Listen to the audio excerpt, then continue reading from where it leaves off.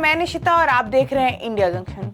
असम की सियासत में चुनाव से पहले ऐसा सियासी भूकंप आया है जिसने बीजेपी के रणनीतिक किले को हिलाकर रख दिया है।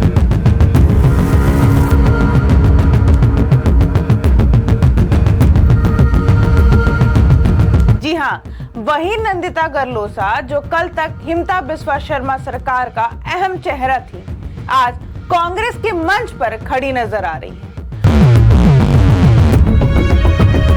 सवाल उठता है, आखिर ऐसा क्या हुआ कि सत्ता की कुर्सी छोड़कर उन्होंने विपक्ष का हाथ थाम लिया?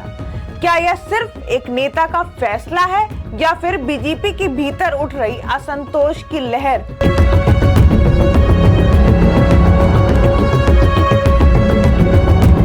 दिमा हसवा की पहाड़ियों से लेकर असम की राजधानी तक इस फैसले की गूंज सुनाई दे रही है।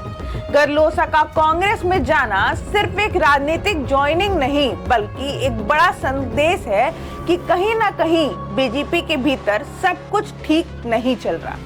चुनाव से ठीक पहले इस तरह का इस्तीफा और पार्टी बदलना बीजेपी के लिए एक चेतावनी की घंटी बन चुका है। अब कांग्रेस इस मौके को पूरी ताकत से भुनाने की तैयारी में है। जनजातियां वोट बैंक जो अब तक बीजेपी के साथ खड़ा नजर आ रहा था, उसमें सेंध लगाने की पूरी रणनीति तैयार हो चुकी है और गरलोसा का चेहरा कांग्रेस के लिए एक नया हथियार बन सकता है। लेकिन सबसे बड़ा सवाल, क्या यह सिर्फ शुरुआत है? क्या आने वाले दिनों में और भी बड़े चेहरे बीजेपी को छोड़ सकते हैं? और क्या इस सियासी हलचल का असर सीधे चुनावी नतीजों पर पड़ेगा? असम की राजनीति में यह घटनाक्रम एक नए अध्याय की शुरुआत कर चुका है, जहां हर फैसला, हर बयान और हर कदम चुनावी समीकरण बदल सकता है।